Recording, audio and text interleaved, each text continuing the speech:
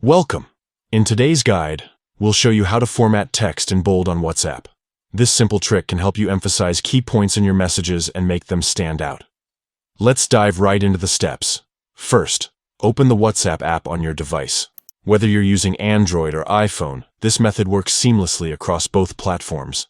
Once the app is open, navigate to the chat where you want to send your bold text. It could be a conversation with a friend, family member, or even a group chat. Now it's time to type your message. Start by entering the text you want to format in bold. To make the text bold, simply place an asterisk on both sides of the text you want to emphasize. For example, if you want to write hello, type it as hello. The asterisks act as markers that tell WhatsApp to convert the enclosed text into bold formatting. Remember, there should be no spaces between the asterisk and the text itself. Otherwise, the formatting won't work. For instance, typing hello will not produce bold text because of the extra spaces. Once you've typed your message with the asterisks correctly in place, tap Send. As soon as you send it, WhatsApp automatically removes the asterisks and displays your message in bold for everyone in the chat to see. That's it.